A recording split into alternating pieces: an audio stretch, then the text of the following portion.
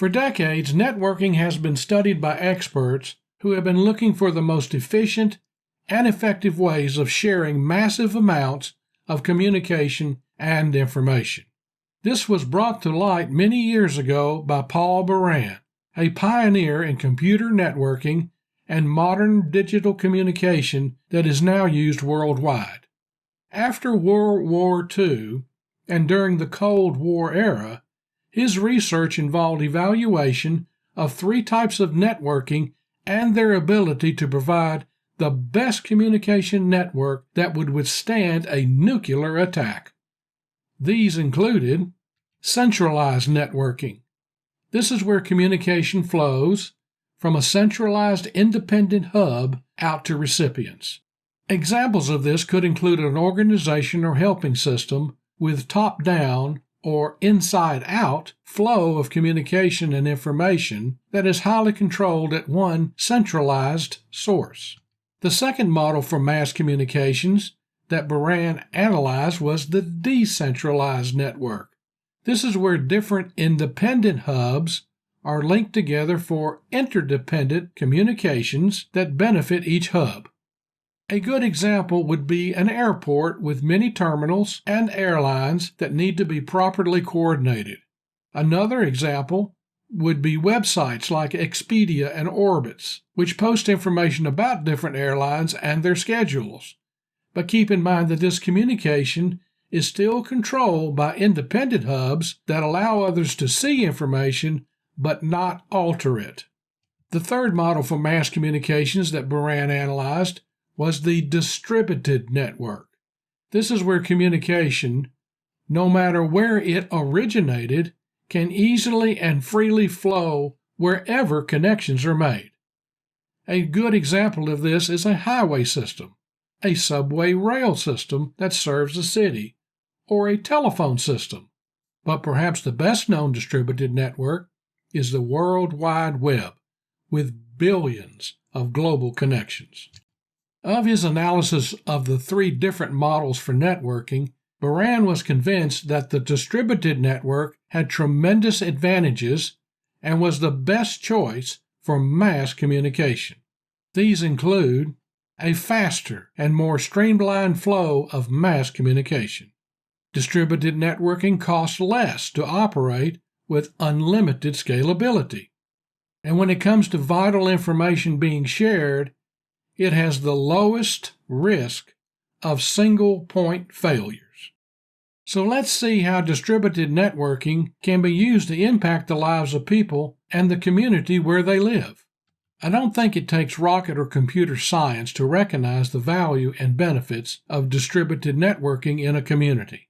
This can be the best practice for more efficient, effective, and resourceful service delivery. Distributed networking technology creates a web of connectedness among all helping agencies that reaches across the whole community. Now communities can have a stronger social safety net and effective referral system that keeps individuals and families from falling through the cracks. The innovative use of distributed networking in communities is transformative. Helping systems throughout a community are transforming from a social service to a social change model, which is very encouraging to see. Therefore, I like to describe this innovative solution as distributed transformative networking. We are also learning that there is more to networking than meets the eye. The presence of different service providers in the community does not necessarily mean a well-connected and resourceful network exists, especially one that can transform people's lives. As you can see from this diagram, different types of networking can connect the dots, which can represent a person, organization, program, service, or resource. More importantly, it is the way different service providers connect and interact with one another that makes a thriving network. We have learned that the effective and sustainable performance of a network depends largely on the following: trusting relationships, shared interests, values, and goals, widely distributed and streamlined channels of communication, and mutually beneficial cooperation. So, let us look deeper into the different ways helping agencies connect, as individual organizations or with other agencies. Most helping agencies operate as an individual, centralized network, with a leader or leadership hub at the center.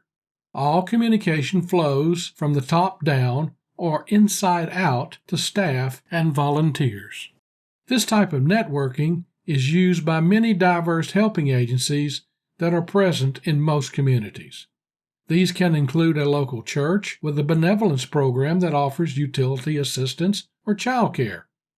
It can also be used by a food pantry that battles food insecurity, or a homeless shelter that battles homelessness in a community.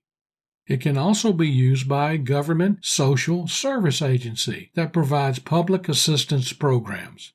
Civic groups, like the Rotary or Lions Club, can also be a helping agency with a centralized network of staff and volunteers. And let us not forget the funders, like foundations and businesses, can be considered a helping agency that operates like a centralized network of people focused on a particular mission or goal. Another form of connectivity is decentralized networking. Here, individual centralized hubs are connected by web-based technology that creates an effective care network of diverse helping agencies. This type of networking makes it possible for agencies to share a mutually beneficial exchange of securely shared information that is constantly updated in real time. This exchange can include client intake information, important data, and useful reports. This exchange can also be used for finding and mobilizing resources. It can also be used to streamline referrals to other helping agencies in your community. We have discovered that most agencies that are part of a care network are very pleased that they can maintain their independence and at the same time enjoy the mutual benefits of interdependent cooperation. Because of the value of decentralized and customized networking, individual agencies do not feel like they are being pressured to comply with other organizations' policies and procedures. Each agency can simply do its part in helping others and at the same time volunteer the cooperation in working with others to provide more comprehensive or holistic care. So, what motivates these independent agencies to want to connect in an interdependent relationship with other agencies?